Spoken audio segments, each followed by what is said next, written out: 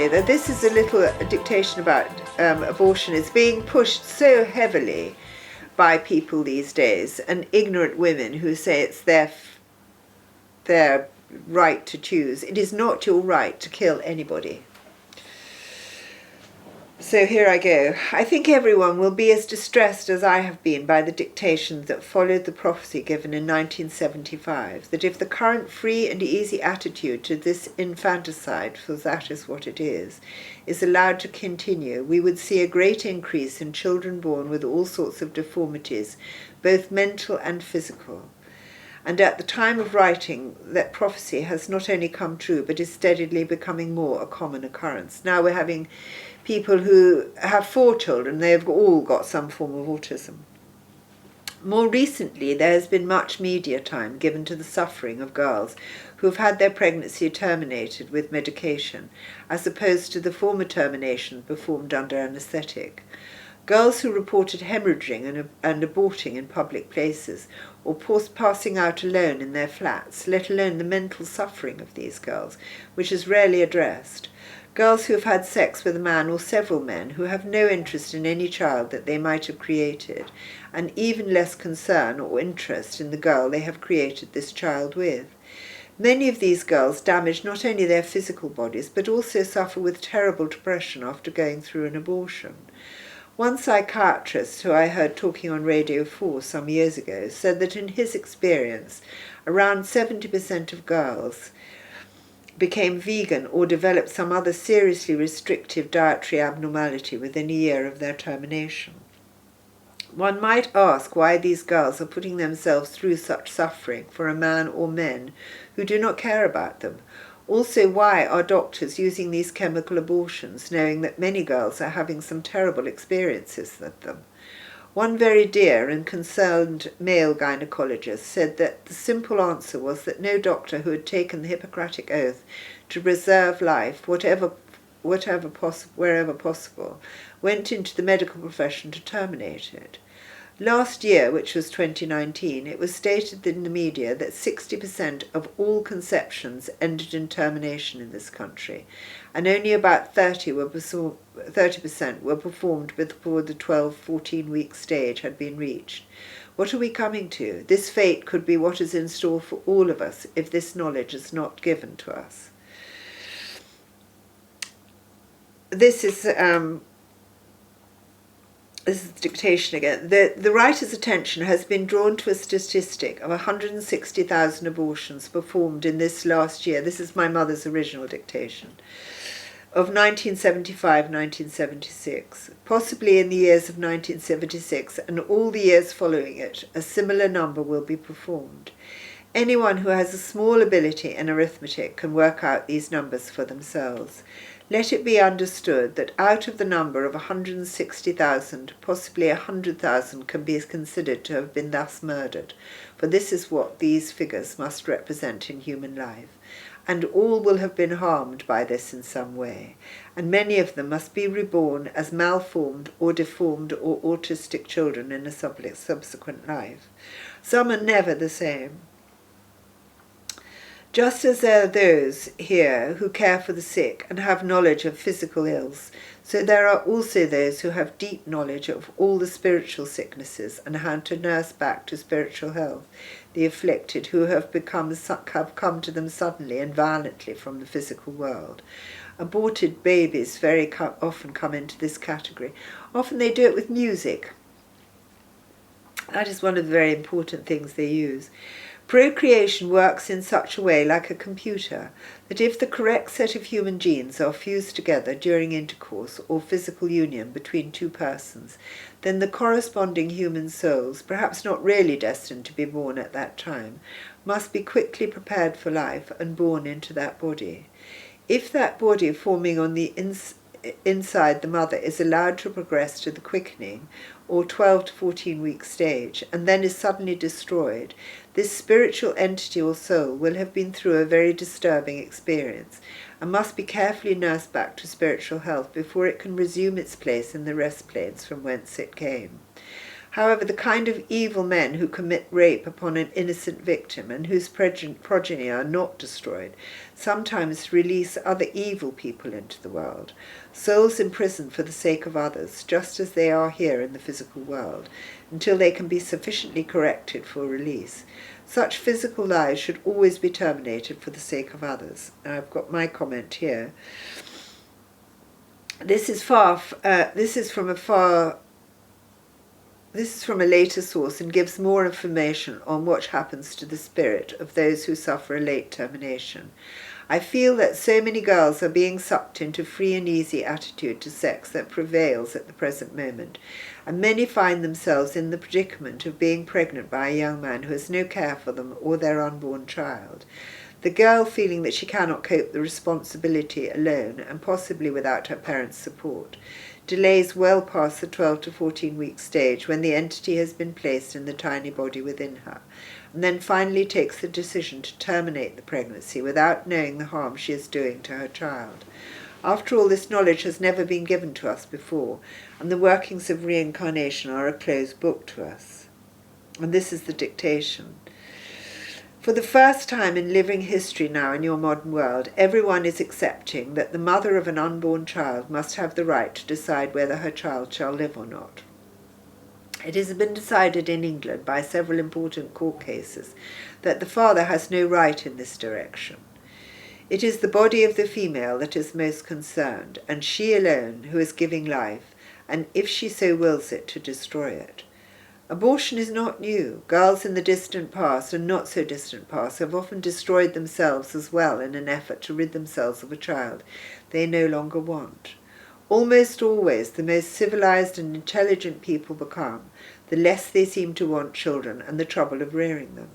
It is the greatest pity that there are not more white women who have the simple, gentle love for their children shown by so many ignorant tribal people who live in the direst poverty in the wildest parts of this planet. The lack of children born in the West is leading us towards a situation where the most important thing that promotes human happiness is fast disappearing in the Western world, and that is large and strong family clans. Apparently many black people in Africa, if they don't come here thinking they're going to have a better life, they have large family clans. And there was a girl who came to me when I was working in Covent Garden with her child. The father had obviously disappeared, and she was obviously living in a council flat and had, she was living on benefit. And she came worried about her stretch marks. And I remember I said to her after a while, I said, look, this isn't about your stretch marks, is it? I said, I said, it's very hard bringing up a child on your own. And if you were in your own country, your mother would help you, your sisters, your aunt, your granny, you would be surrounded by your own clan who would help you. And you wouldn't have the responsibility of bringing up this child completely alone and on, very little money. Anyway, she went out much happier. And she came back a year later, heavily pregnant, with her partner, who was a jazz musician. And her little boy was still in the thing. And they were going back to Africa. So I felt I'd helped her. And I hope she's probably had about 6 other children now. But anyway, I hope she's happy. Right. In the physical world, people are really blind to the truth about creation and how it all happens. Everyone knows that first some sort of mating must take place, whether it be for lowly animals or higher animals, or for the highest of all, mankind himself, who is only the ultimate animal, and this truth must be understood and accepted. After death, mankind does not become divine, never.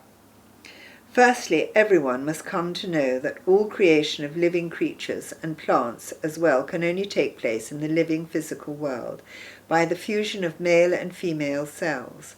The various processes for these fusions are very simple for even a child to understand, but difficult for the very young to accept, as it applies to themselves and their beloved parents. Today the concept of the stork and the gooseberry bush has almost disappeared thanks to the explicit and sometimes terrible films that even young children are subjected to constantly. That is, if their parents do not protect them from it.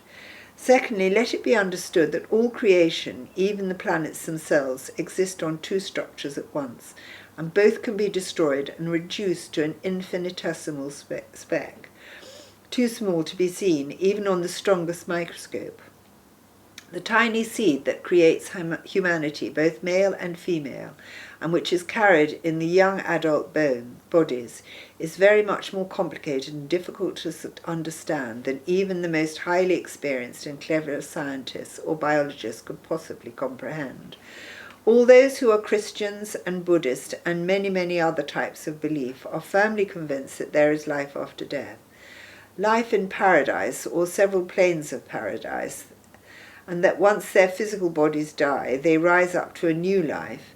If there were only one body, whatever sort of body do those who have such beliefs imagine they would inhabit? Is life after death a sort of cloudy existence, with those who live there floating around like some sort of gas? This would be impossible if anybody thinks sensibly about such a thing, and very distressing for anyone forced to live in such a body. This book is being dictated to the writer by those of us who are determined that the living shall have the whole truth about all those questions that everyone asks, and for which so far there has never been any proper logical answer. As we have said at the beginning, all those things that you need to know are simple and logical. Such mysteries as there are, you need to have no knowledge of here. Some mysteries are so complicated that no one really knows the answer.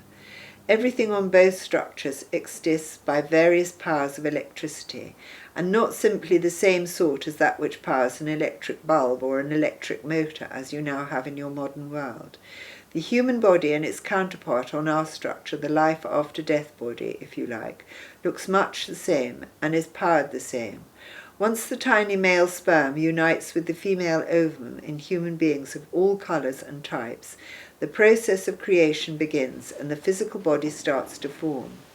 The male sperm is powered by electricity, and every single sperm from any male body is an exact copy of the person in whose body it is housed. If he has a long thin nose, tall thin limbs and a tendency to thinness, then that instruction will be fed into the female ovum.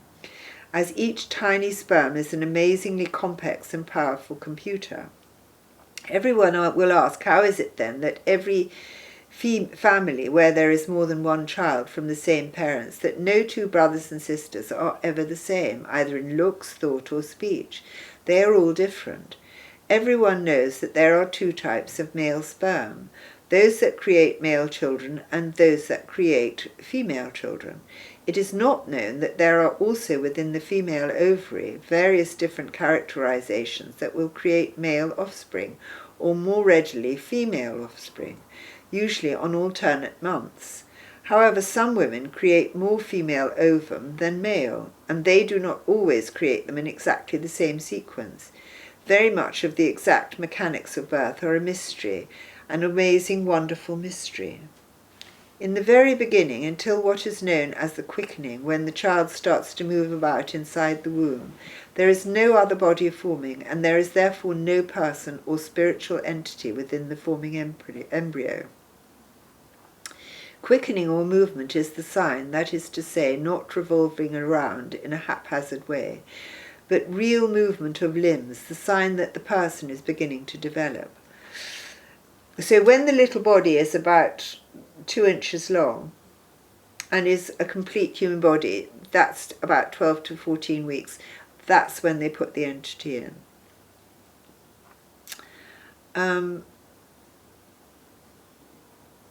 Where has this person come from, people might ask. Hopefully this will be explained in the dictation on reincarnation, which at present no one understands, let alone believes in.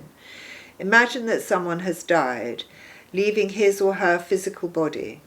They arrive on the other side, where we who are dictating this chapter and the book live in some magical way that we do not understand. Once the soul or entity is placed within the embryo, it forms our earthly body and the after death or spiritual body, and it is in this body that we exist after we die. Firstly, the deceased person will be taken into some sort of hospital or reception centre, where skilled technicians, just as you have them in the living world, but much more knowledgeable, will carefully examine the newly arrived body to see if it is fit and well enough for the person inside it to take up his or her place in the rest planes. If the body is very badly damaged, then the body must be destroyed electrically and the person placed in storage until some sort of life can be found for them. The well-being of the physical body does have its effect on the spiritual body, if you like to call it that, which when separated from its host, decaying body, neither needs to eat, excrete, or procreate, as it has no facility for either.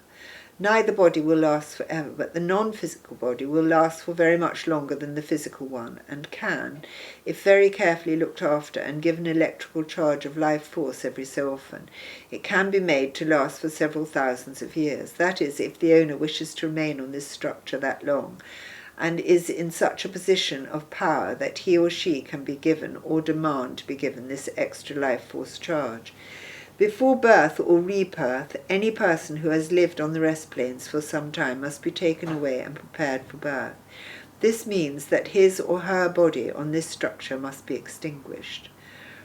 Remember that the basic entity or soul, which is man or woman, has no body and cannot be destroyed in any way, and must be carefully stored and labelled. It is as simple as that, a computerized label of such complexity that only the very special computers we have here could come to work it out and give the necessary instructions for that particular person's soul's eventual destiny, when the suitable parents of the right genealogy are found.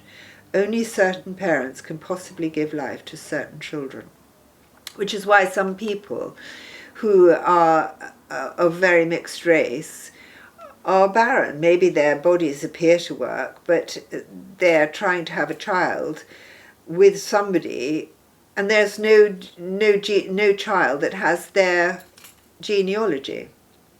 Remember that the basic entity or soul, which is man or woman, has no body and cannot be destroyed in any way, and must be most carefully stored and labelled. Oh, I've said that already.